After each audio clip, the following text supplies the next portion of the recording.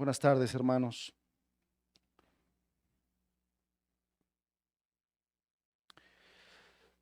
Pasamos a la escritura, pasamos a la palabra del día de hoy, de esta tarde. Si me acompañan, por favor, vamos a estar continuando con nuestro estudio del capítulo número 7 del libro de los Hechos. Capítulo número 7 del libro de los Hechos. Como ustedes saben, hemos estado analizando, revisando aquella defensa de Esteban ante el Sanedrín. Y Esteban, de una manera maravillosa, majestuosa, en esa gracia que la Biblia misma dice que él tenía, lleno de gracia, lleno del Espíritu Santo, inclusive lo menciona, en esa condición espiritual en la que se encontraba Esteban, en un momento muy importante, en un momento clave de la vida de la iglesia, de la primera iglesia que estaba naciendo en aquellos años. eh, de una manera majestuosa, maravillosa, él está tomando eh, partes de la historia del pueblo de Israel, y en esas partes que él, dirigido por el Espíritu Santo, está tomando, él le está mostrando al Sanedrín, le está mostrando a toda la gente que está ahí reunida, congregada, este, quién es Dios, cómo es Dios. Recuerde usted cómo el profeta Jeremías menciona que de las cosas en las que el ser humano se puede jactar, de las cosas de las que el ser humano se puede jactar, de las pocas cosas de las que el ser humano podría alabarse, dice Jeremías, es de conocer a Dios y de entenderlo. Y es que, lo decíamos ahorita al final de estar cantando al Señor este último canto, Él es glorioso, Él es grande, Él es majestuoso. Y, y, y la mente humana, que es tan limitada, tan finita, no es capaz de entender esa gloria de Dios. Tiene que haber una influencia de Él mismo dándose a conocer para que podamos nosotros entender a Dios. Y bueno, de alguna manera nosotros podemos ver cómo la mayoría de las personas tienen un concepto equivocado de Dios. Para algunos Dios no existe, pero están muy enojados con Él. Para otros, Dios es cualquier cosa que te puedas imaginar. Para otros, Dios es una imagen, una estampa. Hay tantos conceptos equivocados de Dios, porque la mente finita y el pecado que reina y que gobierna en todo su ser no le deja entender, no le deja saber quién es Dios. Si eso le añadimos el rechazo que tienen por la palabra de Dios, que no quieren conocerla, que es el único medio autorizado por Dios mismo para conocerle y para entenderle, la palabra de Dios es el único medio autorizado. Ninguna persona, ningún pastor, ningún profeta, ningún pseudo apóstol moderno es autorizado para dar a conocer a Dios. El único medio autorizado por Dios mismo para dar a conocer a Dios es la palabra de Dios, es la Biblia. De tal forma que cualquier persona que venga a decirle, Dios me dijo, Dios me reveló, si no tiene capítulo, si no tiene versículo, si no tiene nombre del libro de la Biblia, tenga usted sus reservas. Dios es glorioso y solamente en eso podríamos nosotros jactarnos, en entenderlo, en conocerlo.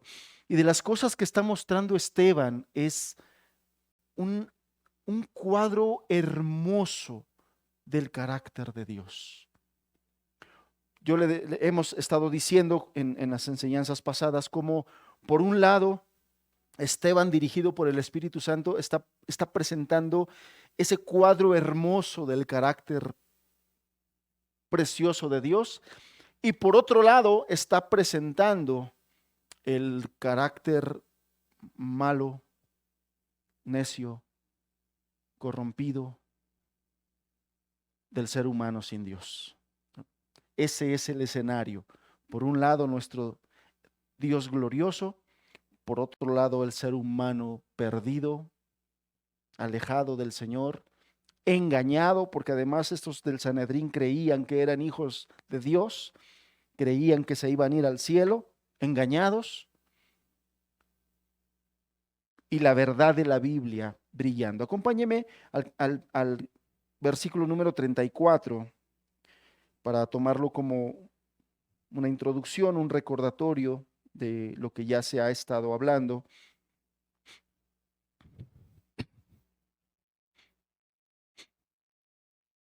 Vamos a leer desde el verso 30 hasta el verso 34. Pasados 40 años, un ángel se le apareció en el desierto del monte Sinaí, en la llama de fuego en una zarza. Entonces Moisés, mirando, se maravilló de la visión, y acercándose para observar, vino a él la voz del Señor: Yo soy el Dios de tus padres, el Dios de Abraham, el Dios de Isaac, el Dios de Jacob. Y Moisés, temblando, no se atrevía a mirar. Y le dijo el Señor: Quita el calzado de tus pies, porque el lugar en que estás es tierra santa. Ciertamente he visto la aflicción de mi pueblo que está en Egipto, y he oído su gemido, y he descendido para librarlo. Ahora pues, ven, te enviaré a Egipto. Esteban está mostrando a esas personas que le oían cómo Dios es un Dios al que podemos nosotros conocer, que se deja además conocer. Qué glorioso es este momento cuando un terrenal como Moisés llega a este lugar, llega a este momento, y en ese momento especial, dice aquí el versículo que vino a él la voz del Señor diciéndole: Yo soy el Dios de tus padres.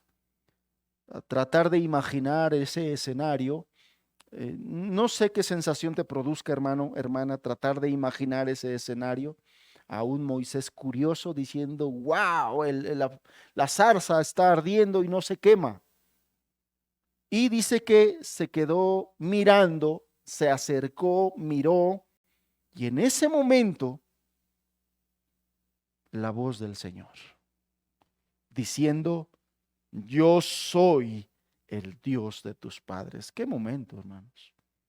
Qué momento. Yo soy el Dios de Abraham. Evidentemente, para Moisés eso era algo que él reconocía, tenía el contexto, sabía a qué se estaba refiriendo la voz que estaba escuchando. Yo soy el Dios de Abraham, el Dios de Isaac y el Dios de Jacob. Consecuencia, y Moisés, temblando, no se atrevía a mirar. Y el Señor se empieza a dar a conocer: Quita el calzado de tus pies, porque el lugar en que estás es tierra santa. ¿Qué hacía santo ese lugar? La presencia de Dios. No tenía el lugar, no tenía nada en especial. Si la presencia del Señor se quitaba de ahí, ese lugar sería un lugar común. Lo que en ese momento estaba haciendo de ese lugar un lugar santo es la presencia de Dios. Es Dios lo que hace santo, lo que hace sagrado todas las cosas, la presencia de Dios. Por eso aquellas personas que por la gracia ahora, el día de hoy, en la forma del Espíritu Santo, tienen la presencia de Dios en sus vidas, hermanos. Es algo que tienes que atesorar. Pero no solamente atesorar, hermano. Si Moisés por el solo hecho de escuchar la voz del Señor temblaba, ¿cuánto más tú y yo deberíamos de temblar al entender, al saber que el Señor ha hecho morar su presencia dentro de nosotros?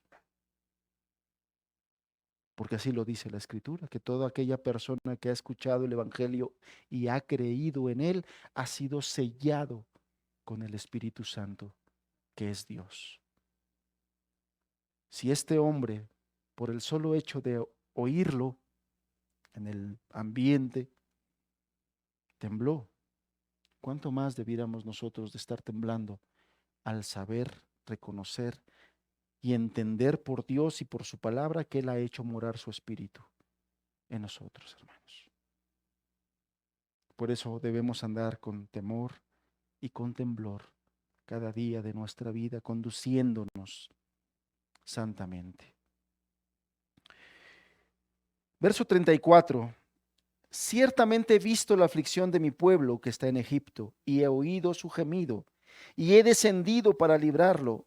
Ahora pues, ven, te enviaré a Egipto. ¿Cuántas cosas nosotros vemos en este versículo, hermano? ¿Cuántas cosas acerca de la persona de Dios, acerca del carácter de Dios, en un solo versículo?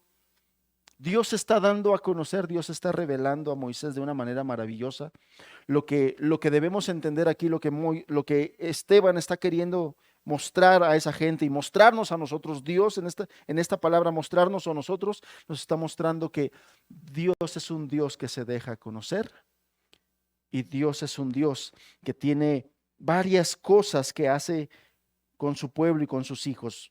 Número 1, verso 34 dice: ciertamente he visto la aflicción de mi pueblo. Dios es un Dios que ve. No es, algunas personas, yo le decía, en ese desconocimiento que tienen de Dios, piensa que Dios está tan lejos, de alguna manera saben, han oído que Dios está en el cielo, y piensan que Dios está en un cuarto cerrado allá en el cielo y que no ve y que no se entera de lo que está pasando con su creación y que no se entera de lo que está pasando con su iglesia y que no se está enterando de lo que está pasando con cada uno de sus hijos. Si Dios no pudiera hacer eso, no sería Dios. Pero por cuanto nuestro Dios es Dios, Dios tiene todo el control y tiene todo el conocimiento y todo el entendimiento de todo lo que está pasando aquí en esta tierra, de todo lo que está pasando con esta iglesia, de todo lo que está pasando con cada miembro de esta iglesia, de todo lo que está pasando con cada hijo de cada miembro de esta iglesia. Dios está en conocimiento de todas esas cosas. Y lo que estamos viendo aquí, lo que está diciendo, lo que nos está reafirmando es que Dios es un Dios que ve. Ciertamente he visto la aflicción de mi pueblo. Todas las cosas que te están aconteciendo, hermano, hermana, el Señor lo está viendo. Recuerda que hemos venido hablando de que Él está orquestando todas las cosas en tu vida porque Él tiene un propósito. Y si el día de hoy, en ese propósito que Dios tiene, te encuentras en un momento de aflicción, en un momento de problema, en un momento de necesidad, en un desierto, es porque Dios quiere hablarte de manera más estrecha, de manera más cercana. En el desierto no hay ruidos, en el desierto no hay otras voces, en el desierto no hay otras cosas, solamente la voz de Dios hablándote. Aquí en este momento, Esteban está diciendo que Moisés estaba en el desierto. Por eso es que él pudo escuchar tan clara la voz del Señor. Yo soy el Dios de tus padres. Y fue ahí en el desierto donde Dios trató todas las cosas que tenía que tratar con Moisés, donde se mostró como un Dios que ve. ¿Tú crees que lo que está pasando con mi pueblo y todo el tiempo que llevan ahí y lo que está haciendo Faraón es algo desconocido para mí? No. He visto la aflicción de mi pueblo. ¿Y qué más dice? Que está en Egipto, y he oído sus gemidos. Es un Dios que ve, es un Dios que oye el gemido de su pueblo. Hermanos, por eso el apóstol Pablo dice, ¿está alguno triste, afligido? ¿Qué dice? Haga oración. ¿Está entre vosotros alguno afligido? Haga oración. ¿Y por qué esa es la indicación del apóstol Pablo? Porque nuestro Dios es un Dios que oye la aflicción de su pueblo. Es un Dios que oye la aflicción de su pueblo. Y cuando tú vas y oras, la misma carta de Santiago dice que la oración del justo puede mucho. ¿Por qué? ¿Porque la oración es muy poderosa? No, porque hay un Dios que oye el gemir de su pueblo. Por ahí hay un libro que se llama El poder de la oración. La oración no tiene poder. La oración te acerca al Todopoderoso, al que todo lo puede, al que todo lo ve y al que todo lo oye. Y fíjate cómo lo dice, eso de oír, dice ciertamente he visto la aflicción de mi pueblo que está en Egipto y he oído su gemir. Oye el clamor, oye el desconsuelo, oye la aflicción, oye la aflicción. Oye, el Señor oye y no solamente ve y oye. Él cuando ve a su pueblo, como Él tiene el control de todas las cosas y como Él sabe qué es lo que está planeando con todo ello, Él actúa. Dice, yo soy el Dios de tus, verso 34, ciertamente he visto la aflicción de mi pueblo que está en Egipto. He oído su gemido y he descendido para librarlo. Moisés estaba conociendo que aquel Dios de sus ancestros, de sus antepasados, de Abraham, de Isaac, de Jacob, además de oír, además de ver, es un Dios que se mueve a compasión y a misericordia para ayudar a sus hijos. Es un Dios que se mueve a compasión y a misericordia para ayudar a sus hijos. El punto aquí, hermanos, es que los pensamientos de Dios no son nuestros pensamientos y nosotros a veces hacemos nuestra película en nuestra mente y nos imaginamos cómo es la forma en que queremos que Dios nos ayude, ¿no? Tenemos una crisis económica y estamos tan afligidos y ay, cómo el Señor no me ayuda y ahorita en la calle me encuentro un fajote de billetes de puro de 500. Esa es nuestra mente a veces, ¿no? Como no viene ahorita alguien y me regala un billetito de lotería y me la saco. A veces nosotros tenemos ciertas imaginaciones, nos formamos en nuestra mente cómo es que quisiéramos que Dios solucionara nuestra situación y nuestro problema. Pero como nuestros pensamientos son limitados, hermanos, y nuestros pensamientos no son como los pensamientos de Dios, Dios tiene sus formas de cómo va a solucionar el problema y cómo lo va a encaminar para su gloria y para nuestro bien. Tenemos que confiar. Tenemos que ser pacientes, tenemos que saber esperar cómo Dios está haciendo todas las cosas, porque esa es otra. Nuestra naturaleza es de ya, o sea, yo ya quiero que ya se arregle esto, yo ya quiero que me digas qué va a pasar con esto, yo ya quiero que ya. Hermanos, cuando nuestro carácter es así, este era el carácter de Moisés así, y lo llevó 40 años al desierto. No, 40 años en Egipto, 40 años en el desierto para que aprendiera paciencia. Cuando nosotros somos de y Señor, y ya, pues ya llevo 2 días, Señor, orando esto. Entonces, pues ya no, ya respóndeme, ya dime qué va a pasar. El Señor tiene sus formas. Pero lo que estamos entendiendo aquí es, Dios mira la condición de sus hijos, sus aflicciones. Dios oye su gemir y Dios es misericordioso y compasivo. Dice aquí, he oído su gemir y he descendido para librarlos. El Señor es libertador también. El Señor es redentor. Estaba mostrándose a Moisés de esta manera. Pero no solamente eso, es un Dios que ve, es un Dios que oye, es un Dios misericordioso, libertador. Y después dice al final del verso 34, ahora pues ven y te enviaré a Egipto. Es un Dios que hace llamados y es un Dios que también encomienda tareas, responsabilidades. Es un Dios muy personal y esto es muy importante, por ejemplo, hoy para nuestros jóvenes, mis jóvenes, nuestros jóvenes que nos están escuchando hoy. Dios es tan real, hijos, es tan real que ve, que oye, que responde, que actúa, que te llama. Ayer tuve una reunión con la iglesia y nuestros hermanos allá en Tehuacán acerca de la responsabilidad que Dios nos da como padres respecto de nuestros hijos. Y una de las cosas que veíamos en la palabra es que el deseo de Dios es que los hijos de sus hijos sean sus hijos. Suena trabalengua, pero a ver, vamos a analizarlo.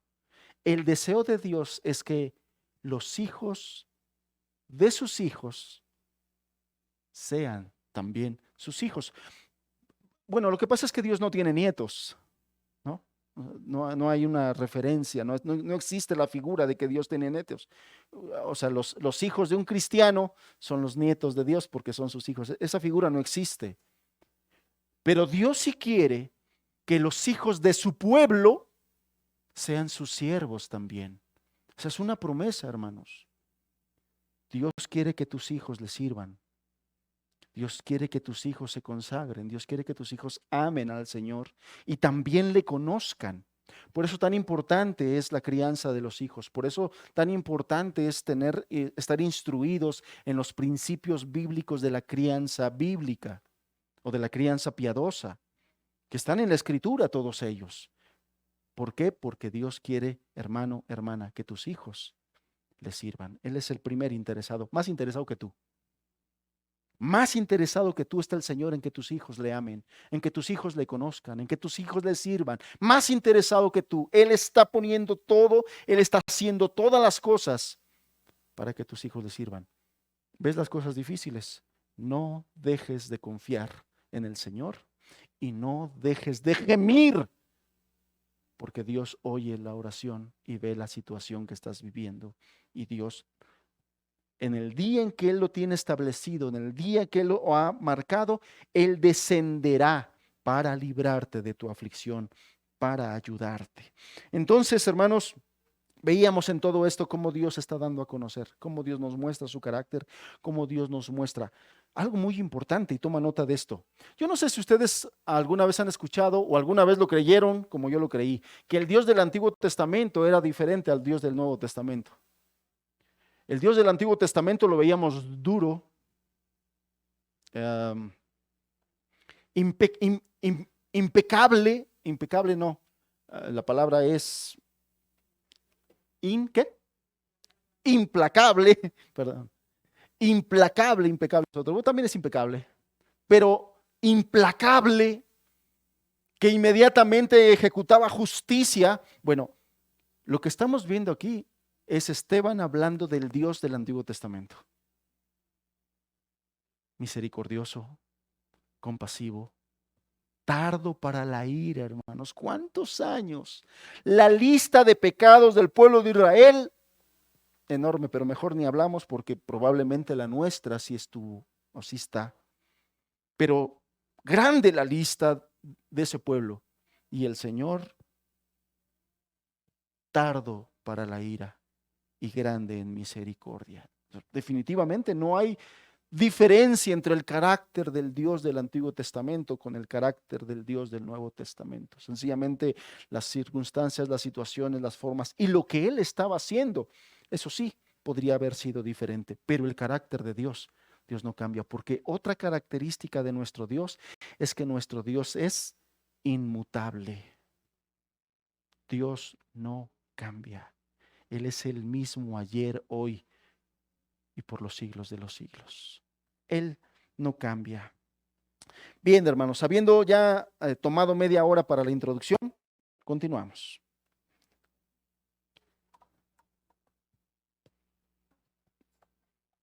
Acompáñame, vamos a leer del verso 42 al verso número 45. Dice así la escritura: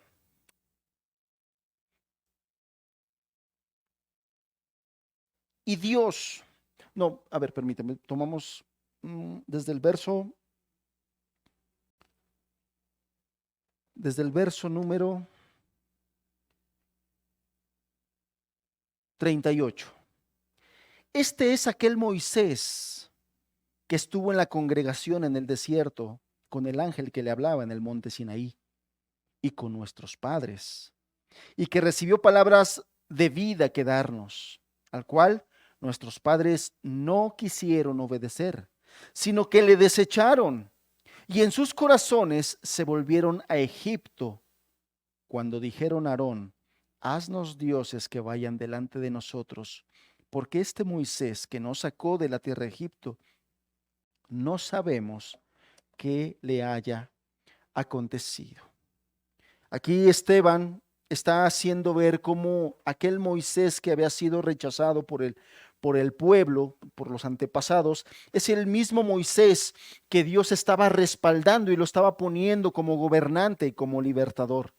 Y que además lo estaba respaldando con señales, con prodigios. Y qué señales y qué prodigios, ¿no? Todos recuerdan las plagas que vinieron a Egipto. Dios haciendo todas esas cosas. No era Moisés, no era la vara de Aarón, era Dios, era el poder de Dios mostrándose a favor de su pueblo para ser libertado, pero de alguna manera también respaldando a aquel hombre que Dios había elegido y que había enviado, y que el pueblo no lo estaba reconociendo, que no lo estaba aceptando como libertador. Todas esas cosas Dios estaba haciendo con el propósito de que el pueblo vea de que Dios estaba respaldando a Moisés, haciendo señales. Después 40 años estuvo con él haciendo señales, mostrando que Dios estaba con Moisés a través de esos 40 años en el desierto.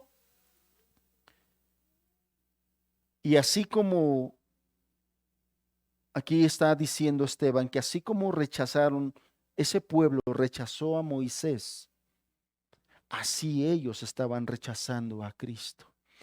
Ese pecado, hermanos, que este pueblo estaba manifestando desde aquellos días en que estaba siendo libertado en Egipto, era el mismo pecado que muchísimos años después se estaba manifestando nuevamente en el corazón de este pueblo, rechazando al libertador, rechazando a aquel que había sido enviado para darles libertad.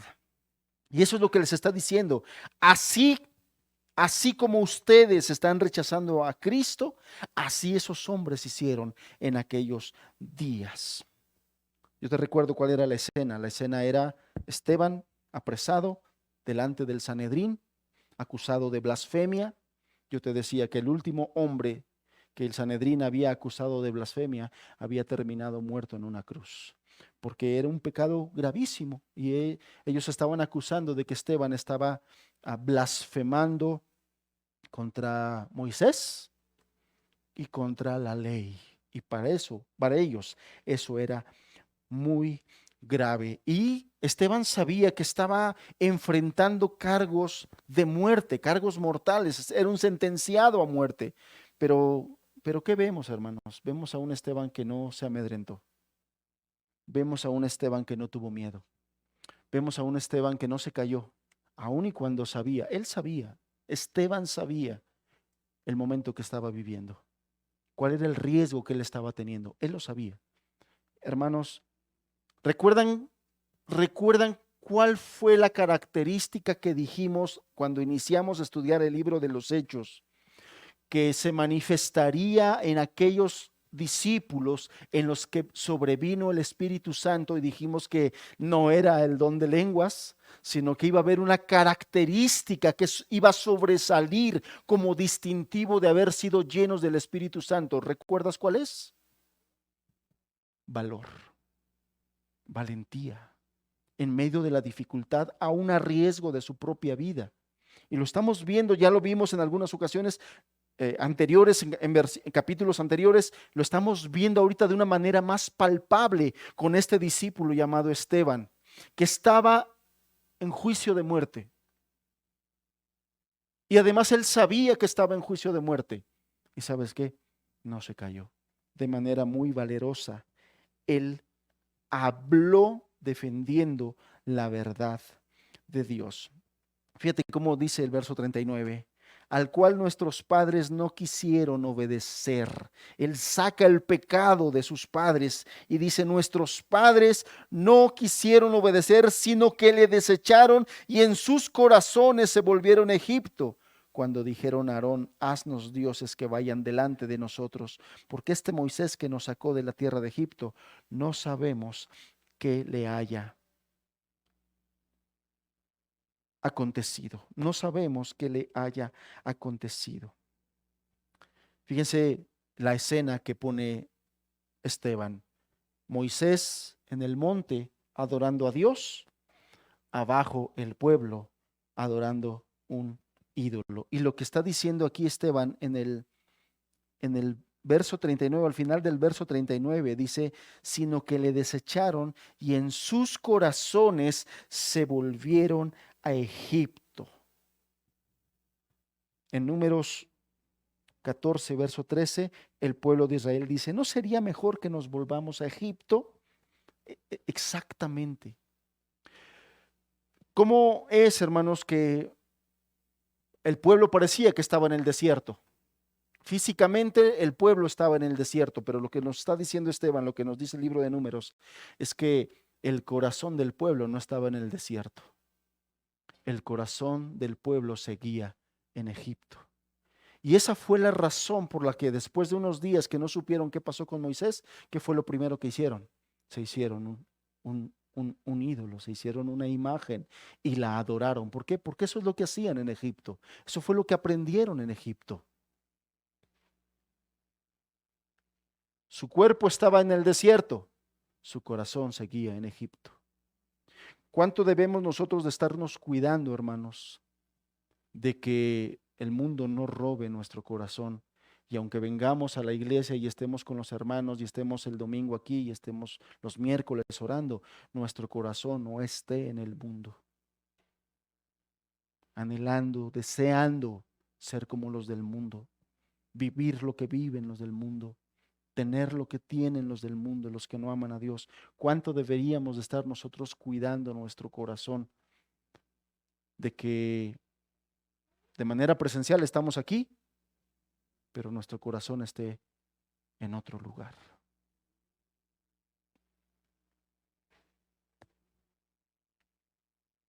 Ese pueblo pudo haber estado ahí 40 años en el desierto, pero su corazón seguía allá en Egipto. Verso 42 al verso 45 dice, y Dios se apartó y los entregó a que rindiesen culto al ejército de los cielos, como está escrito en el libro de los profetas. ¿Acaso me ofrecisteis víctimas y sacrificios en el desierto por 40 años, casa de Israel?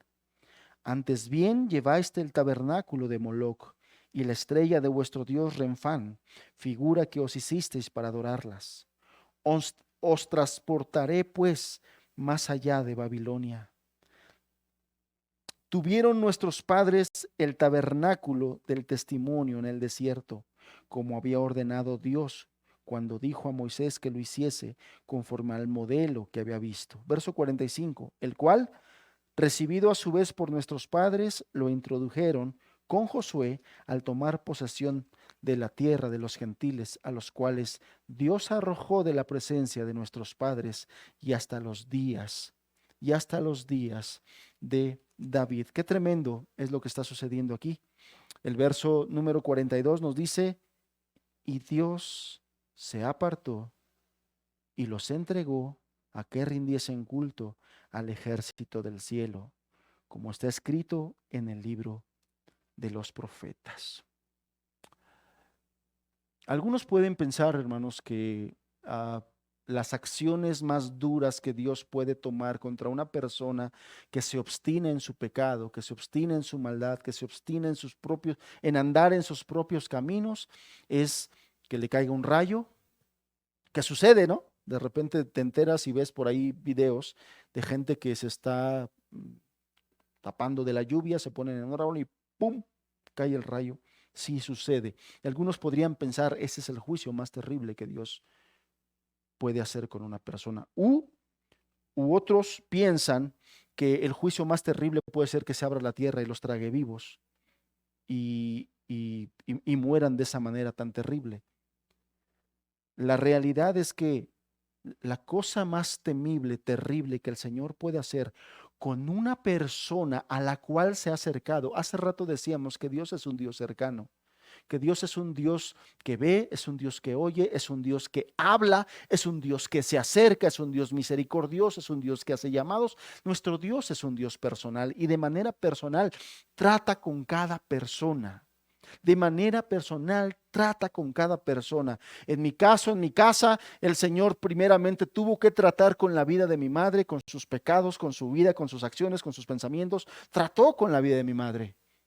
Y aunque éramos una familia y vivíamos ahí, Dios se encargó de tratar de manera personal con la vida de mi madre. Después empezó a tratar personalmente con la vida de mi padre.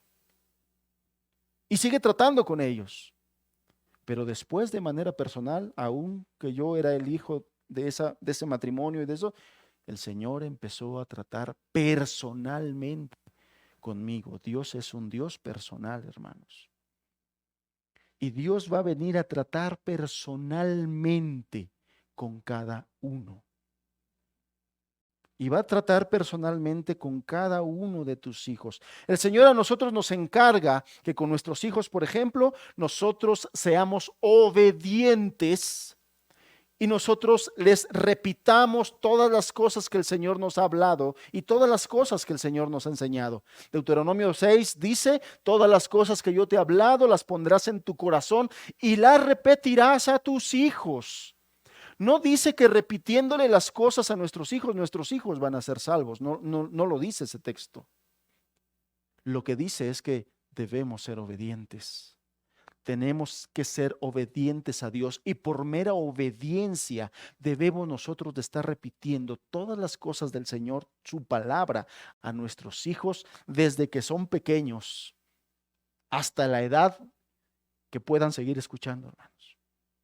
Efesios 6:4, de la misma manera dice, padres, no provoquéis a ir a vuestros hijos, sino criadlos en disciplina y amonestación del Señor. Lo mismo, es un asunto de obediencia. El Señor trata con los padres y los pone en un asunto donde Él quiere que sean obedientes. ¿Hay ahí una promesa de que tu hijo se va a salvar porque tú lo críes, porque tú lo instruyas? Ahí no lo hay, solamente dice que lo debes instruir y que lo debes amonestar. ¿Qué nos toca a nosotros? Ser obedientes. Lo que sí es que hace rato te acabo de decir es que la voluntad del Señor es que tus hijos sean sus siervos, tus hijos sean de su pueblo, tus hijos le sirvan, tus hijos le amen. Y por esa razón, un día va a venir a tratar de manera personal con ellos. Trató con mi madre de manera personal, trató con mi padre de manera personal, trató conmigo de manera personal, trató con mi hermano de manera personal y estoy seguro que seguirá tratando con mi hermana también. Y así el Señor. Y de la misma manera, como padre, el Señor trata conmigo, con mi esposa, como madre trata con mi esposa, pero el Señor viene y va a tratar de manera personal con cada uno de mis hijos y con cada uno de tus hijos. El Señor va a tratar. Pero yo le decía esto. El punto es que con los que Dios viene y trata, no hay mayor juicio que llegue un día y trate con su testarudez, con su necedad, con su terquedad y diga como dijo aquí Esteban está diciendo de aquel pueblo. Verso 42. Y Dios se apartó y los entregó a que rindiesen culto al ejército del cielo, como está escrito en el libro de los profetas. ¿Acaso me ofrecisteis víctimas y sacrificios en el desierto por 40 años? Antes bien llevasteis el tabernáculo de Moloc y la estrella de vuestro dios Renfán, figura que os hicisteis para adorarlas. Os transportaré pues más allá de Babilonia. ¿Qué es lo que está diciendo que hizo Dios? Dios estuvo hablando con este pueblo, Dios estuvo hablando con esta gente, Dios le estuvo diciendo, yo quiero ser tu Dios, yo quiero que tú vengas y me sirvas. ¿Cuál era la consigna que llevaba Moisés ante Faraón? Deja ir a mi pueblo que me sirva al desierto. Dios quería que ese pueblo saliera a servirle al desierto. ¿Y qué fue lo que hizo ese pueblo? ¿Le sirvió? No le sirvió. Se rebeló, se quejaba constantemente, quejoso, quejoso, quejoso. Constantemente perdía de vista a Dios y se hacía ídolos. Aprendieron de los ídolos de los pueblos paganos de esa tierra de Canaán. Y eso era lo que hacían. Y entonces Dios se apartó y los entregó a que rindiesen culto. Es exactamente lo que dice el libro, la carta a los Romanos capítulo 1, al final del capítulo 1 dice, y por no tomar en cuenta a Dios, dice la Reina Valera, Dios los entrega a su mente reprobada. Ese de Dios los entrega, yo le explicaba la vez pasada que podemos imaginar que es Dios el que agarra y dice, te agarro y te pongo en esta situación. La traducción correcta, la interpretación correcta es exactamente esto que estamos leyendo nosotros en el verso 42. Dios se aparta, te dice, eso es lo que quieres, eso es lo que quieres hacer. ¿Estás tan testarudo, tan necio, tan terco de hacer eso? Dale pues, hazlo, hazlo. Ya no voy a interferir, ya no me voy a meter, ya no voy a hacer nada. Ve y haz el deseo de tu corazón. Eso es lo que deseas, eso es lo que quieres, eso es lo que anhelas, eso es lo que más quieres. Ve y hazlo. Dios, sabiendo la consecuencia que eso le va a traer. Evidentemente eso no va a ser algo que le va a bendecir a la persona. Evidentemente no va a ser algo que le va a ir bien, porque no va a tener la bendición de Dios. De alguna manera tendrá la autorización, pero no la bendición de Dios. Y donde no hay bendición de Dios, hermano, no querrás estar ahí. No querrás estar donde Dios no tiene bendición para ti. No querrás estar ahí. No es nada bueno. No es nada sano. No es nada de provecho. No querrás estar en ese lugar. Si tú tuvieras la capacidad de ver qué es lo que va a pasar 5 años después, 10 años después, por haber tomado esa decisión, muy probablemente te frenarías. Pero tu mente dice, no va a pasar nada, va a estar bien, todo va a marchar bien. No necesito de Dios. Y Dios los entregó a esa, dice, Dios se apartó y los entregó a que rindiesen culto al ejército de los cielos, como está escrito en el libro de los profetas. ¿Acaso me ofrecisteis víctimas y sacrificios en el desierto por 40 años? ¿Acaso antes bien llevaste el tabernáculo de Moloc y la estrella de vuestro dios Renfán, figura que os hiciste para adorarla? Este es el peor juicio que puede haber para una persona. Sin embargo, toma en cuenta todo el tiempo que el Señor estuvo hablando a estas personas. Mucho tiempo estuvo ahí hablándoles, hablándoles, hablándoles. El Señor insiste, insiste, insiste, te habla a través de una persona te dice, recapacita, a través de otra persona te dice, mira, ten cuidado, a través de otra persona te hace saber que Dios sigue pendiente de que tú respondas a los llamados que te ha hecho. Dios insiste de una, de otra manera, Dios te avisa, Dios te busca, porque Dios sí sabe que hay más allá adelante de donde tú quieres ir. Él sí sabe qué va a pasar allá adelante. Y por eso insiste para salirte en el camino y estorbarte y que no vayas para allá. Pero cuando es tanta la necedad, cuando es tanta la terquedad, cuando es tanto el corazón lleno de ídolos que quiere servir a los ídolos, llega un momento en que Dios dice, Ve a adorar a tus ídolos. Ve a servir a tus ídolos.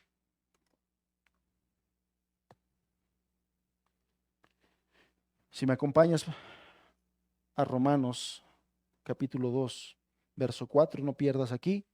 Romanos capítulo 2, verso 4.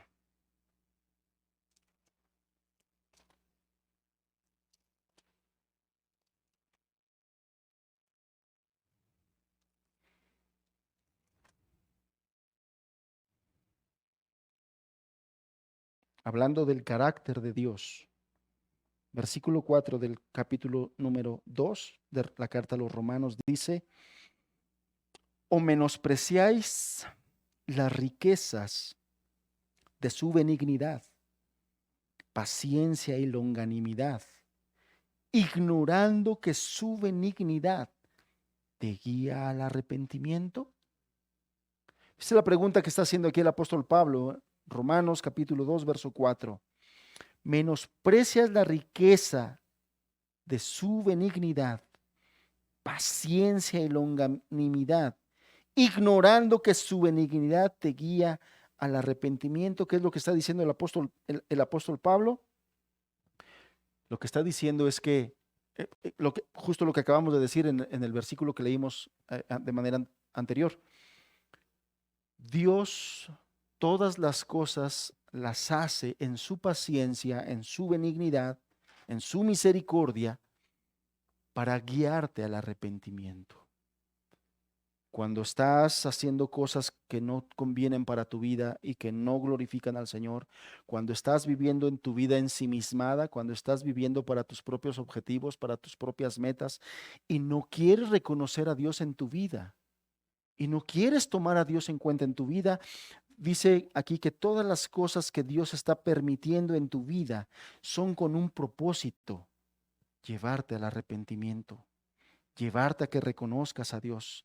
Menosprecias las riquezas de su benignidad. ¿Qué es su benignidad? Tú has hecho mal, el Señor sigue pensando con bien de ti. Tú sigues pecando contra Dios, tú sigues menospreciándolo, el Señor sigue teniendo benignidad.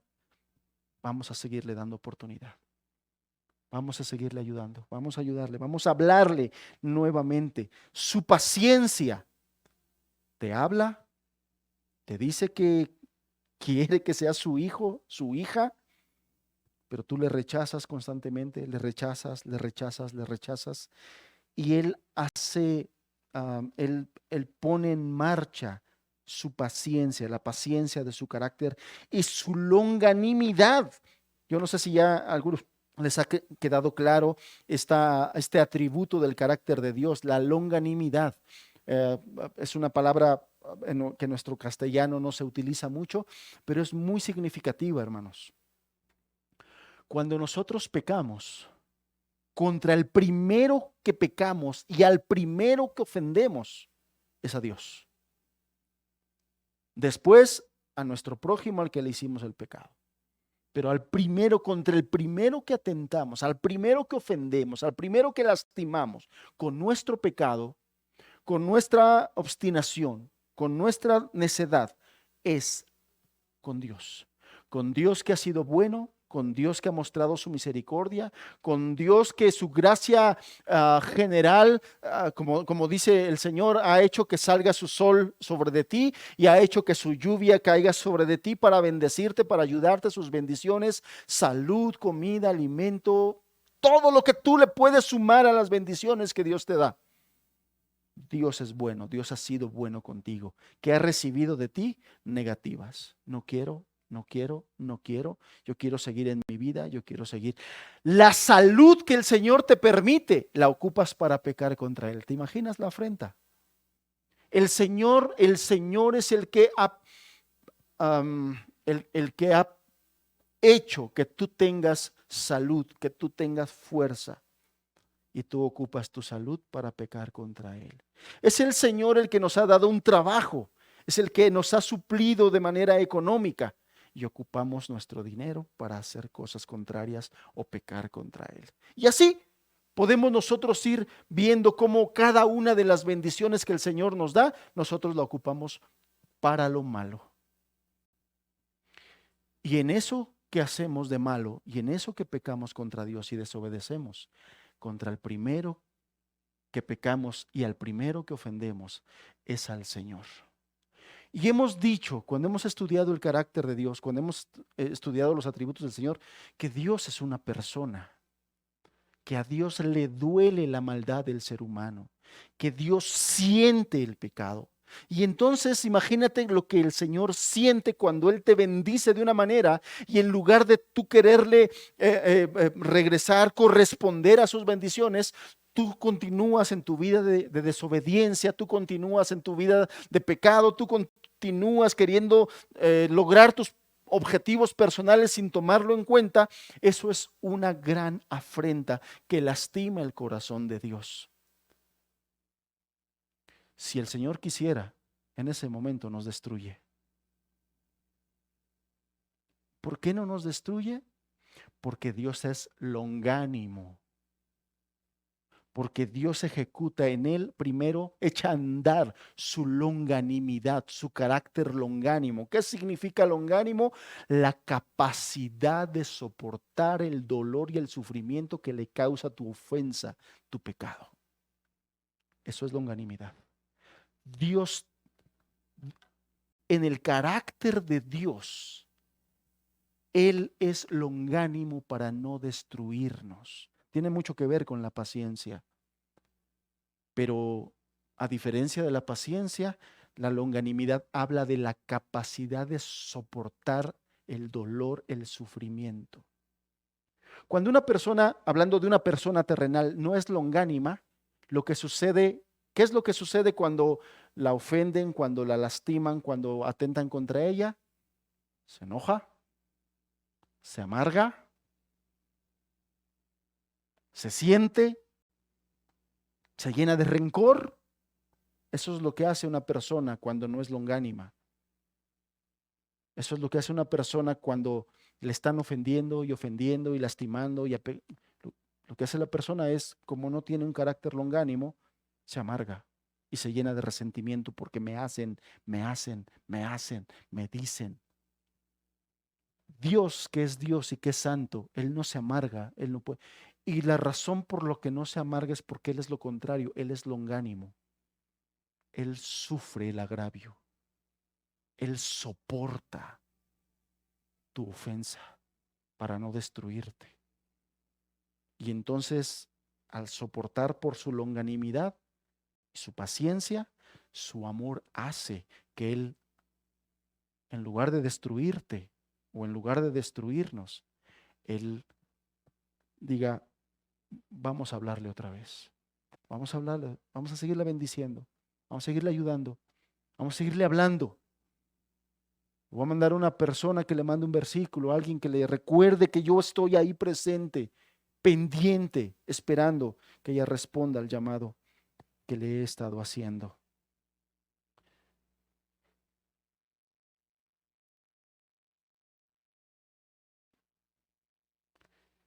¿Qué dice entonces Romanos capítulo 2?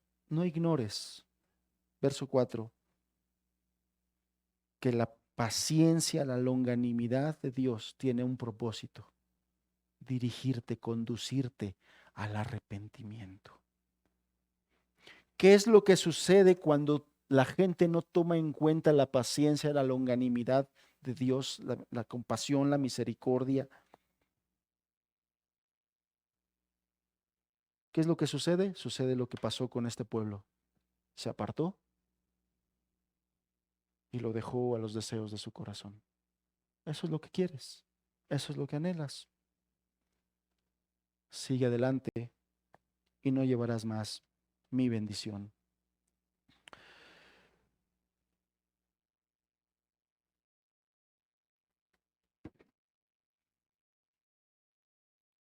Seguimos leyendo. Dice aquí, regresamos al libro de los Hechos, capítulo 7.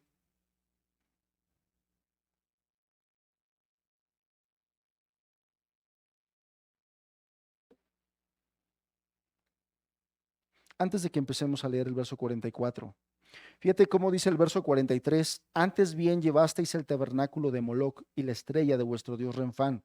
figura que os hicisteis para adorarlas. Esteban saca a colación el tema de la idolatría del corazón del pueblo de Israel. Cuando ellos tuvieron oportunidad, cuando el pueblo de Israel tuvo oportunidad, se hizo dioses. No solamente el becerro de oro. Más adelante, por ejemplo, habla aquí del dios Moloc. Ayer hablamos en esa reunión que te platico con los hermanos, hablamos del dios Moloc, del ídolo Moloc. Una práctica abominable. Era un dios de los cananeos y de los fenicios. Y la práctica que común en de culto a este dios Moloc era el sacrificio de los hijos del pueblo. O sea, los padres sacrificaban sus hijos al dios Moloc de una manera terrible, hermanos. La figura de Moloc era un cuerpo humano sentado en un trono con una cabeza de becerro, sus manos extendidas, un poco inclinadas, y en esta parte de aquí del vientre había un hueco que era un gran horno ardiente, siempre ardiente. ¿Y en qué consistía el sacrificio? El sacrificio consistía en que los padres que buscaban el favor del Dios para tener beneficio, para tener prosperidad, para tener salud, ofrecían a sus hijos recién nacidos. Y no solamente recién nacidos, la arqueología ha demostrado que niños hasta 4 años, inclusive en algunos casos hasta adolescentes, eran ofrecidos por sus padres.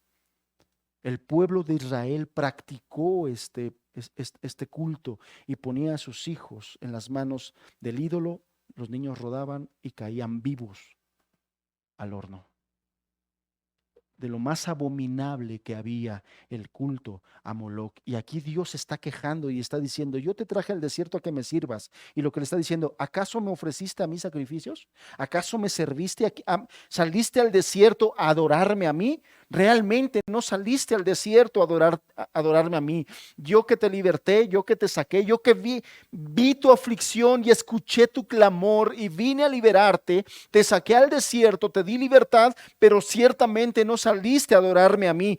Realmente llevaste el tabernáculo de Moloc y la estrella de vuestro dios Renfán, figura que os hiciste para adorarlas.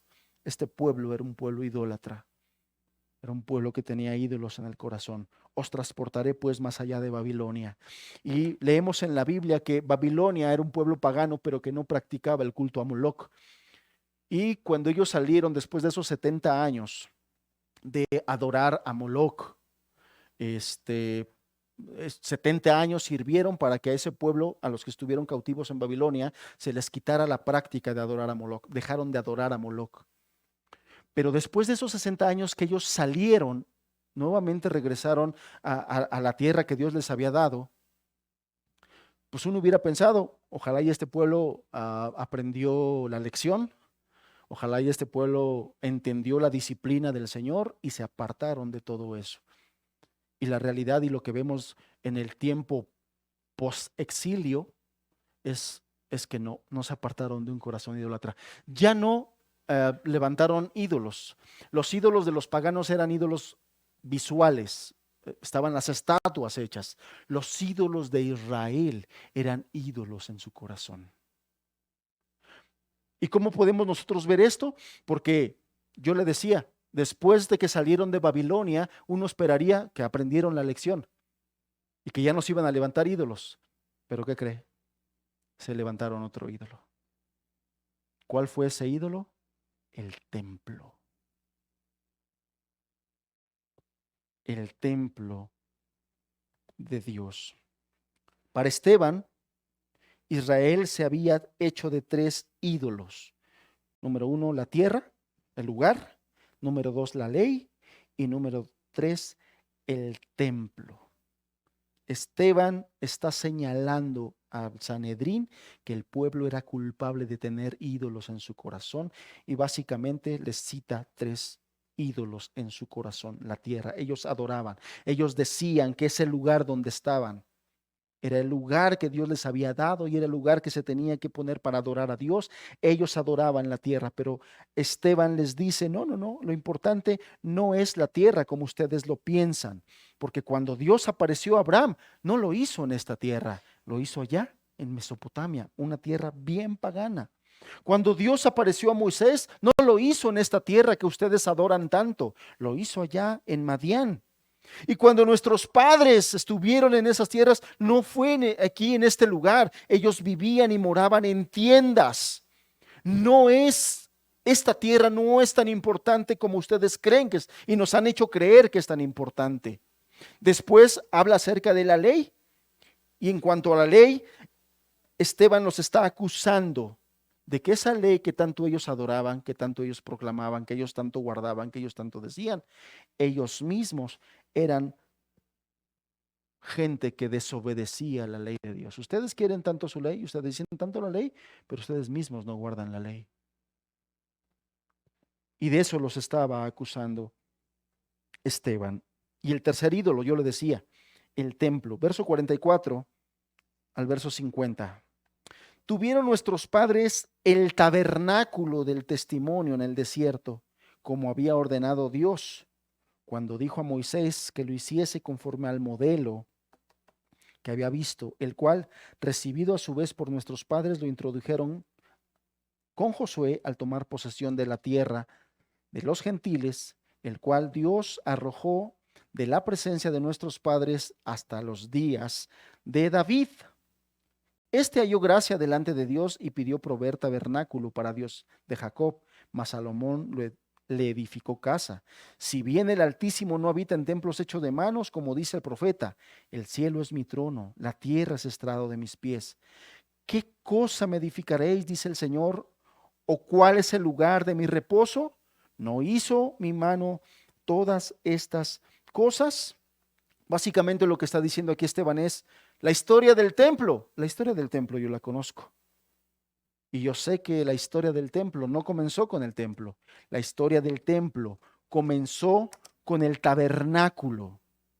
Y fíjese cómo él está tratando con los ídolos del corazón de ese pueblo, como Dios trata con los ídolos, y va a tratar y va a seguir tratando con los ídolos de nuestro corazón, hermanos.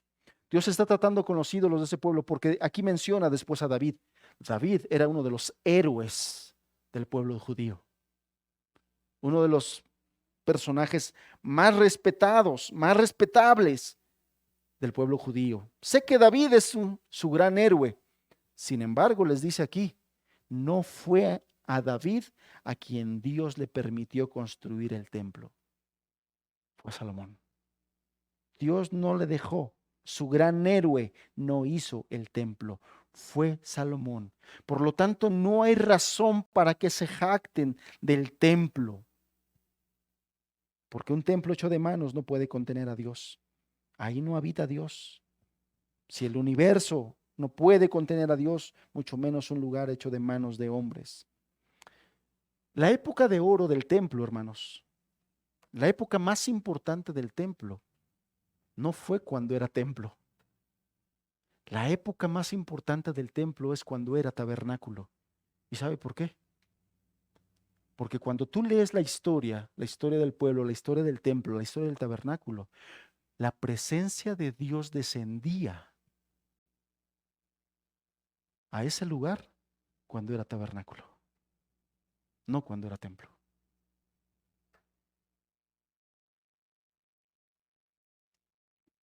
Fue tanta la insistencia de estos hombres, queremos construirte el templo, queremos construir el lugar, que dijo, bueno, pues hagan lugar.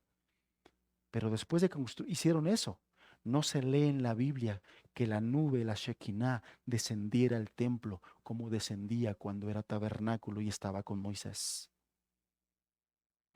¿Cómo a veces nosotros le damos importancia a ciertas cosas que Dios no le da, hermanos? ¿Cómo nosotros a veces por una malinterpretación de la Escritura, nosotros enseñamos mandamientos de hombres o queremos poner, así tiene que ser porque así es? Cuando la Biblia no dice que sea así. Cuando Dios no habla acerca del tema, somos nosotros los humanos de los cuales tenemos que guardarnos. Ahorita que estamos hablando de los padres, padre, no impongas a tus hijos cosas que Dios no le impone. A veces en cosas tan sencillas, hermanos. Un ejemplo sencillo que yo he entendido. Hay madres de familia que es un pecado mortal que su hijo empieza a comer y no dé gracias a Dios. pecado mortal. Y en ninguna parte de la Escritura dice que no puedes empezar a comer si antes no das gracias. Lo que sí dice es que demos gracias y aprendamos a ser agradecidos. Eso sí dice. De tal forma que nosotros debemos estar enseñando a nuestros hijos a ser agradecidos. Que agradezcan a Dios por el alimento que les da, por la salud que les da, por la ropa que les provee, por todas las bendiciones que reciben. Hace ratito mencionaba muchas cosas, pero no le añadamos cosas. No le inventemos cosas. Y para no inventarlo es necesario que nosotros conozcamos la Escritura, nos metamos a estudiar. Pero debemos ser muy cuidadosos. Y entonces aquí ese pueblo hacía lo mismo. Ah, no, el templo, el templo, el templo. Tan es así que ellos se habían hecho un ídolo de ese templo. La Biblia nos dice que cuando judío pasaba por el templo, ya, templo de Jehová es este, templo de Jehová es este, templo de Jehová es este. No adoraban a Dios, adoraban al templo. Y entonces enseñaban a los demás, y a los judíos y a los niños, que tenían que ser tan reverentes con el templo. De repente eso me recuerda mucho porque mis abuelos, en su desconocimiento de Dios, cuando éramos niños, nos decían, pasabas por el templo católico y persina ese chamaco, y el cocotazo de mi abuelo. Porque no nos persinábamos cuando pasábamos enfrente del templo. Yo no sé si a alguno de ustedes le pasó. Con la dulzura de mi abuela a mí sí me pasó. ¿Por qué? Porque para ellos era muy sagrado el templo. Y así era con los judíos. El templo, el templo, el templo, el templo, el templo, el templo, lo importante.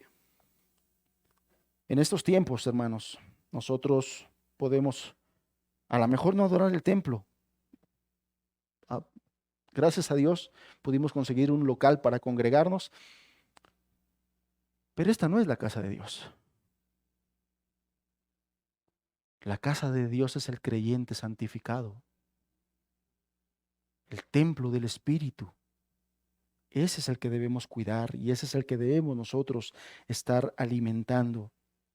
Pero en estos tiempos nosotros podemos estar haciendo de igual manera con varias cosas, a lo mejor de manera diferente, pero le voy a decir una cosa, me voy a sincerar. Hace muchos años nosotros como iglesia pertenecíamos a un movimiento. La razón por la que nos separamos de ese movimiento fue porque ese movimiento empezó a exaltar a los pastores. A los pastores. Cuando canta, hermano, los ángeles cantan con él. Yo no sé si usted lo escuchó, pero yo sí lo escuché y a mí me lo dijeron. Llegaron a una exaltación del hombre.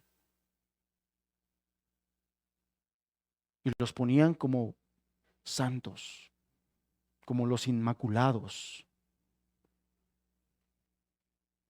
Exaltaban la doctrina. No, este tiene la doctrina correcta. Y nos jactamos, hermano, nos jactamos de la doctrina que teníamos. Y al día de hoy descubrimos que la doctrina también estaba media chueca. Pero nos jactábamos en nuestra ignorancia, en nuestro corazón idólatra. Idolatramos hombres, idolatramos pastores, idolatramos doctrina, idolatramos un movimiento. ¿Y sabes qué fue lo que hizo Dios? Hasta el piso. Hasta el piso, porque Dios trata con nuestros ídolos, hermanos. A lo mejor no teníamos el muñequito de San Juditas ahí, pero sí teníamos el muñequito de, ya sabe usted, póngale nombre. Y Dios derribó los ídolos. Razón por la que nosotros decidimos ya no caminar con ellos, ni seguir con ellos. Y tuvo que tratar con nosotros.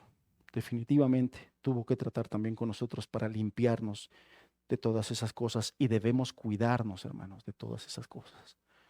No idolatre hombres, no idolatre pastores, no idolatre movimientos, no idolatre iglesias. El único que es glorioso por los siglos de los siglos es el Señor.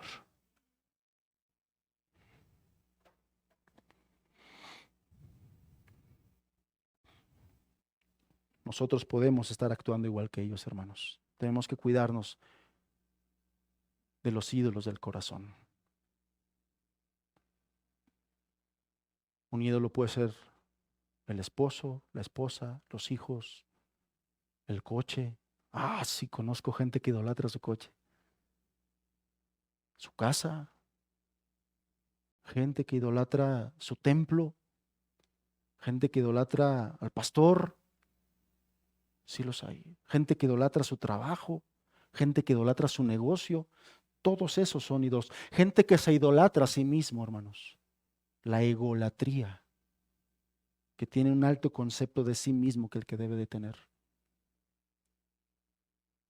Debemos cuidarnos nosotros de los ídolos, de los ídolos del corazón. Dios nos juzgará más por lo que hay en nuestro corazón que por nuestras acciones, hermanos. Porque si fuera por acciones, los fariseos nos ganan. Ellos diezmaban el eneldo y el comino. Ellos ayunaban mínimo 2 veces por semana, mínimo. Ellos ayunaban varias veces al día. Si fuera por obras, los fariseos nos ganan. Pero Dios no nos va a juzgar por nuestras obras. Dios juzgará primeramente por lo que hay en nuestro corazón. Y entonces aquí la pregunta es importante, hermanos. ¿Qué hay en tu corazón? Porque por fuera podemos pasar nosotros como gente muy agradable. Porque por fuera nosotros podemos ser gente que parece muy sociable, inclusive obediente. Pero ¿cómo está el corazón? ¿Cómo está tu corazón? Yo mismo me he tenido que preguntar muchas veces si no estoy idolatrando el ministerio, de tal forma que le he dicho al Señor, Señor, yo no quiero nada si tú no estás. Yo no quiero un ministerio si tú no me acompañas. Yo no quiero un pastorado si tú no me ayudas y me respaldas en esto. Yo no quiero nada si tú no estás. Y si un día me tengo que quitar de aquí, me tengo que sentar como ustedes a escuchar la palabra, que el Señor esté conmigo escuchando la palabra. Ese es el deseo de mi corazón, por encima de cualquier cosa.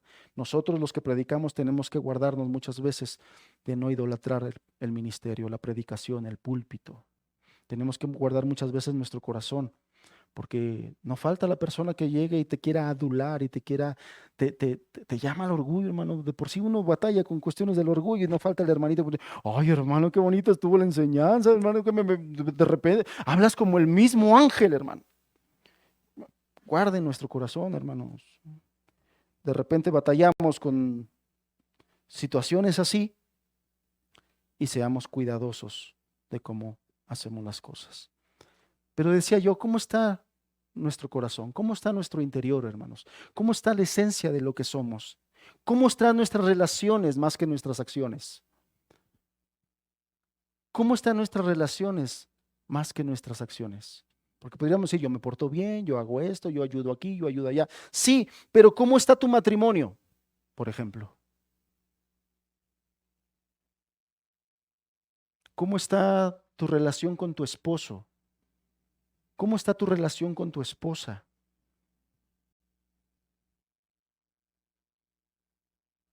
¿Cómo está tu relación con tus hijos? ¿Cómo están tus relaciones familiares y no familiares? ¿Cómo están tus relaciones cercanas y no tan cercanas? Tu relación con tus padres, tu relación con tus hermanos. ¿Cómo están tus relaciones? Porque son más importantes el cómo están nuestras relaciones que nuestras acciones.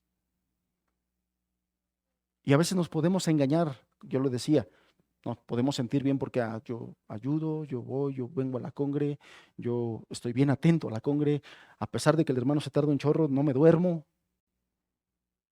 me esfuerzo y nos podríamos jactar en eso. Pero cuando sales de aquí te vas en el carro peleando con tu esposo, con tu esposa, con tus hijos.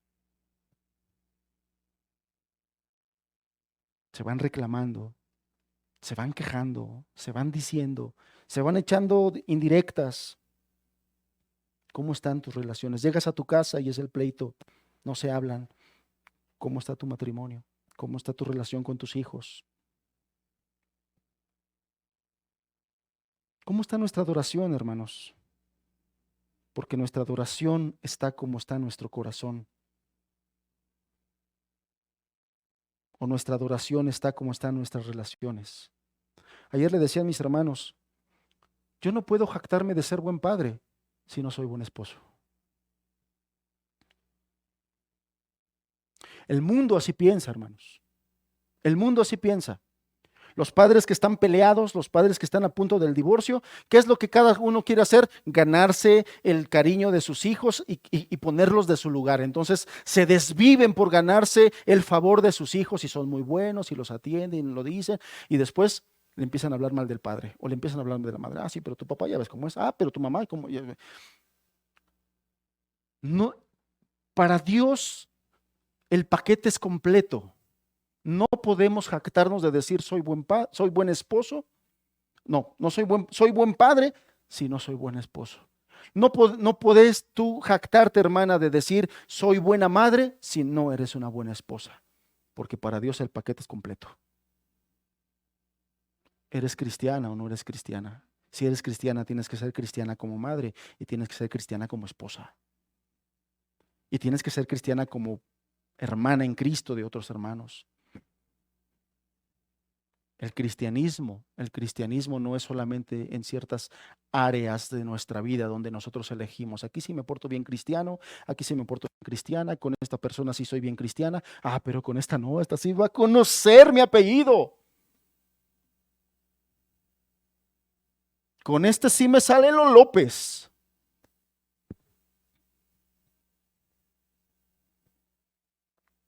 Tenemos que ser cristianos en todo lugar, con todas nuestras relaciones familiares, no familiares, cercanas, no tan cercanas.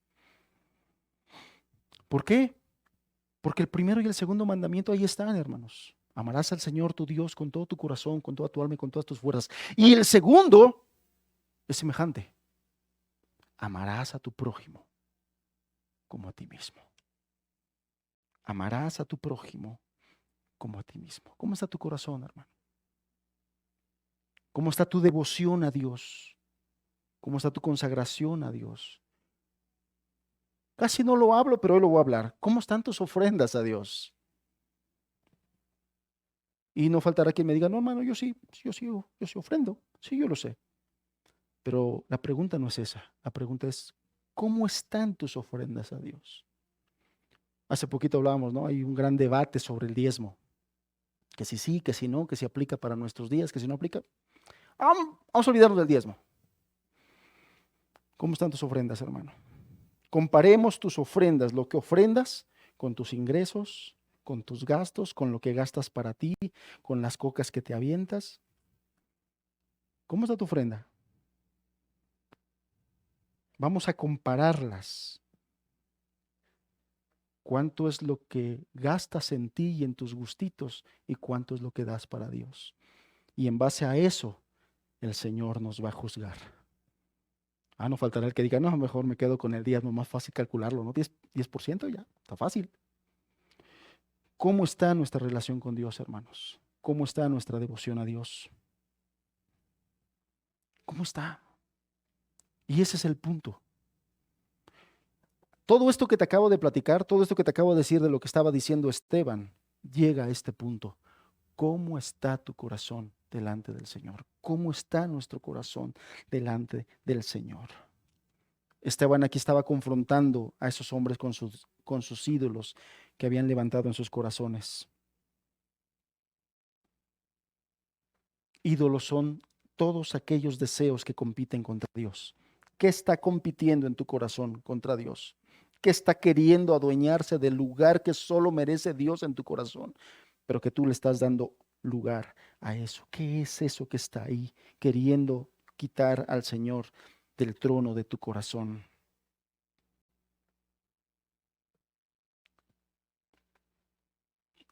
Y llegaba a la conclusión de que entonces el templo no era el problema, la ley no era el problema, la tierra no era el problema era el corazón del hombre que se jacta. El problema es decir, yo conozco a Dios, pero no le obedezco. Ese es el verdadero problema, hermanos. Ese es el verdadero problema. Y eso es a donde nosotros debemos llegar y es a donde yo quiero concluir ya con este mensaje. Porque después de esto, Esteban culmina con ellos y llega a este versículo, verso 51, duros de cerviz e incircuncisos de corazón y de oídos. Vosotros resistir siempre al Espíritu Santo como vuestros padres, así vosotros también. El gran problema de este pueblo eran sus ídolos. Pero el otro problema es que no querían reconocer sus ídolos. Es que a pesar de que Esteban les estaba diciendo cuál era el problema, en qué estaban idolatrando, qué cosa estaban idolatrando, ellos no se quisieron arrepentir. Y por eso les dijo esta expresión, duros de cerviz. Y esta expresión es una expresión que se usaba desde el Antiguo Testamento. Dios trató con esta expresión a Israel allá en el desierto cuando se levantaron el becerro de oro. Y lo que denota esta expresión es que se refiere a un animal de carga extremadamente terco, extremadamente necio para obedecer a su amo. Eso es lo que estaba diciendo, lo que significa duros de cerviz. Una bestia que se comporta como bestia terca y necia y no quiere obedecer a su amo en lo que le indica. Duros de cerviz, incircuncisos de corazón. Incircuncisos de corazón. No había otra cosa peor que se le podría decir a esos judíos que se sentían que ya estaban derechitos al cielo, porque todos ellos estaban circuncidados al octavo día. Y eso para ellos era sumamente importante. La circuncisión para los judíos era sinónimo de salvación. Somos salvos, todos estamos circuncidados. Y oh sorpresa, en esa jactancia Esteban les dice, ustedes estarán circuncidados del cuerpo, pero su corazón es un incircunciso. Los únicos incircuncisos en aquel tiempo eran los paganos, hermanos. Esteban les estaba diciendo, ustedes dicen que son pueblo de Dios, pero en realidad son los paganos. Ustedes dicen que aman al Dios Altísimo, pero en realidad sirven a sus ídolos.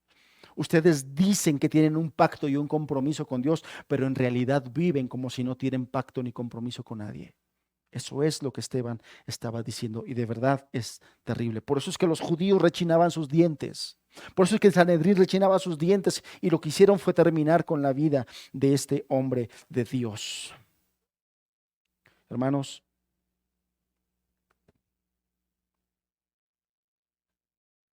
la adoración a Dios significa obediencia. Si cuando Dios viene y te manda algo no estás obedeciendo, no estás adorando a Dios. Y entonces nos volvemos duros de cerviz. ¿Qué es aquello que el Señor te está marcando que tienes que cambiar? ¿Qué es aquello que el Señor te está diciendo que está mal en tu vida? ¿Qué es aquello o quiénes son aquellas personas a las que el Señor durante ya mucho tiempo les está hablando respecto de su pecado y respecto de su rebeldía y respecto de su amor al mundo y que tienen que volverse a Dios? Y que el día de hoy no estás haciendo, no estás obedeciendo, no has obedecido. Esta expresión es para ti. Duro de cerviz, dura de cerviz,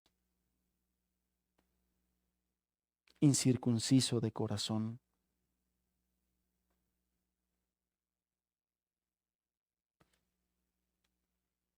La verdadera devoción a Dios, hermanos, es una vida de santificación. Dios nos quiere ir limpiando. La santificación, la santidad, es la parte visible de la salvación, hermanos. Es lo que una persona común tiene que ver. La diferencia en cómo vive, en cómo se relaciona con Dios, en cómo se relaciona con su esposo, con su esposa, en cómo se relaciona con sus hijos, en cómo se relaciona con los hermanos, en cómo se relaciona con la gente. La santidad es la parte visible de la salvación. Un corazón devoto es un corazón que ha abandonado todos sus ídolos. Es un corazón que tiene pasión por Dios y por su palabra. Y la manera en que termina Esteban es tremenda. Vosotros resistir siempre al Espíritu Santo. Ese Espíritu Santo que ha hecho morar en nosotros, hermanos. Esta gente lo resistía, lo resistía, lo resistía. El Espíritu Santo nos fue dado, como lo hemos visto, para que nos hable, para que nos dirija.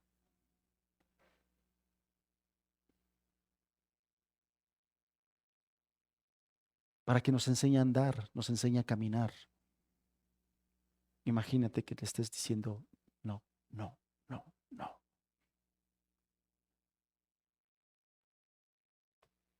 Algunas veces hemos dicho que el cristianismo es un camino que no es fácil. Esa es la interpretación de nuestra propia expectativa, de nuestra propia experiencia. Pero ¿qué decimos, hermanos, cuando la Biblia dice que Él pone en nosotros el querer como el hacer por su buena voluntad? Lo que está diciendo ese versículo es que Dios nos ayuda a vivir la vida cristiana. Imagínese usted que va y quiere aprender a manejar y contrata un servicio de escuela de manejo. ¿Qué es lo que hacen en la escuela de manejo? Lo sientan aquí, en el chofer, y al lado se sienta su instructor de manejo. Y muchos de esos carros tienen también pedal de freno y de este lado para poder controlar.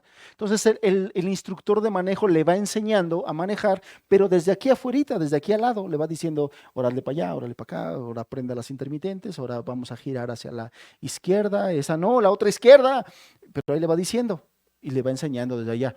Lo que dice la Biblia en ese versículo es, el instructor de la vida cristiana se mete en nosotros, hace morada dentro de nosotros y nos ayuda a vivir. Eso es lo que dice la Biblia. ¿Por qué pues entonces se nos hace tan difícil servir a Dios, obedecer a Dios, si Él pone en nosotros el querer como el hacer por su buena voluntad? Resistimos al Espíritu, lo contristamos, hermanos. Yo quiero terminar y termino ya con esta reflexión.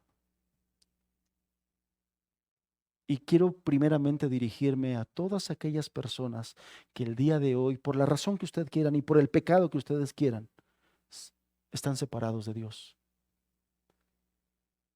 No ignores más tiempo su paciencia, su benignidad. No ignores que todo eso ha sido el Señor esperando tu arrepentimiento. El Señor quiere tu arrepentimiento. El Señor quiere ayudarte. El Señor quiere estar en tu vida. El Señor quiere bendecirte. El Señor quiere darte salvación. Cosa que tú no mereces. Cosa que no has hecho para ganarte.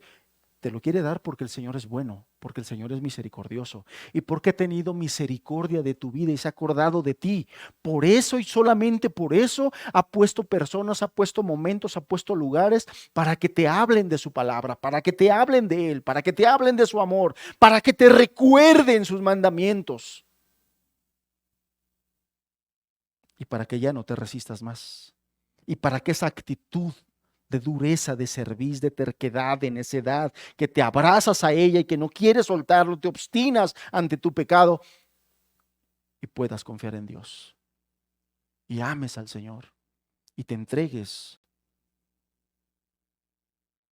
porque todo esto que el Señor nos ha puesto, nos ha enseñado en esta reunión, en la pasada, en la anterior, en la anterior y en la anterior, ha sido mostrarte su carácter paciente, su carácter bondadoso, su carácter misericordioso, con un propósito. Quiere que te arrepientas y creas en Él. Quiere que te arrepientas y creas en Él. Dejes tus ídolos, dejes tu pecado y accedas a la vida eterna a través de Jesucristo. No lo mereces. No lo mereces. ¿Cuántos de aquí merecerían que el Señor, tal como dijo de este pueblo, se aparte y diga, eso es lo que quieres, haz con tu vida como tú quieras, haz con tu vida como te dé la gana? Yo ya no más voy a hacer nada por ti. Si no ha llegado ese momento, aprovecha y no tientes al Señor.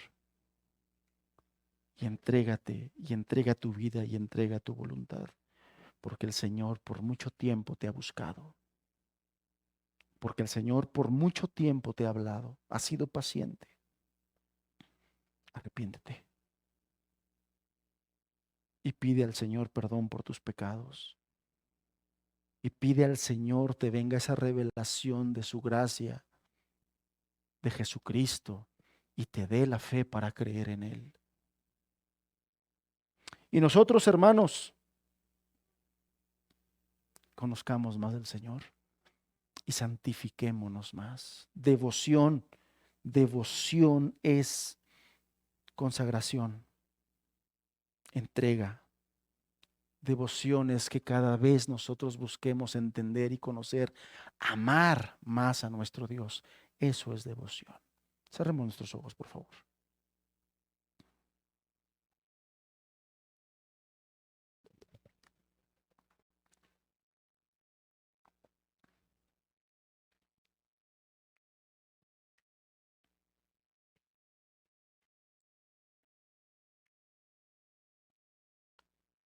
Las palabras del Señor Jesús fue desde los días de Juan el Bautista. Hay violencia en los cielos y solo los violentos lo arrebatan. Aquellos que sean capaces de reconocer que necesitan de la ayuda de Dios y de la gracia de Dios para dar ese paso tan importante, para creer, para confiar, para arrepentirse, para pedirle al Señor perdón por sus pecados, para que venga a ayudarle. Tener el valor de decirle, Señor, cuántas veces entiendo en mi mente y en mi corazón que te necesito, pero no he podido. Mi corazón perverso me pone tantas trabas, tantas excusas, y no he podido entregar mi vida y mi corazón. No he podido hablar contigo seriamente de este tema, del tema de mi perdón, del tema de la salvación. Pero hoy, si quieres dar ese paso de creer en Jesucristo y entregarle tu vida, queremos orar por ti. Queremos ayudarte nosotros también. Queremos pedirle al Señor que tenga compasión y misericordia por ti, que te venga a ayudar en las malas decisiones que has tomado y que en lugar de acercarte más al Señor, te están alejando más. Queremos orar por ti.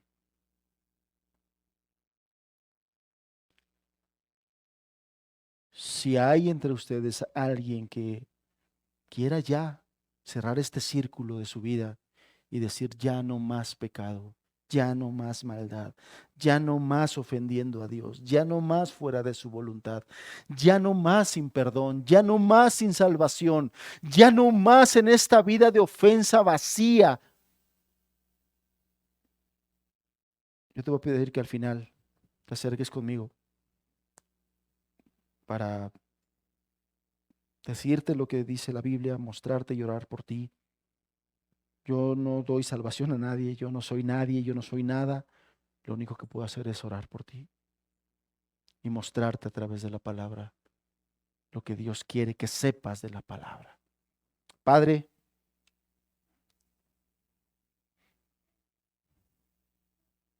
paciente, longánimo, misericordioso eres tú, Señor. Pero que llegue un momento en que te apartas y los dejas a merced de los ídolos de su corazón. Qué terrible es ese momento, Señor. Qué terrible es ese momento. Caminar y seguir adelante sin tu bendición. Qué terrible decisión. Padre, tu Espíritu Santo obra en el corazón de los que hoy escuchan tu palabra aquí, de los que están siendo exhortados por tu palabra y por tu Espíritu a volverse a ti. Señor, la lucha con nuestro corazón humano, mundano, es fuerte y pedimos la gracia de tu Espíritu Santo, la influencia de tu Espíritu Santo para ayudar a esta persona que está bajo el trato de tu Espíritu y de tu palabra para que crea, para que se entregue. Señor, por Cristo Jesús te lo pedimos. Ten compasión, ten misericordia. Amén, Señor. Amén.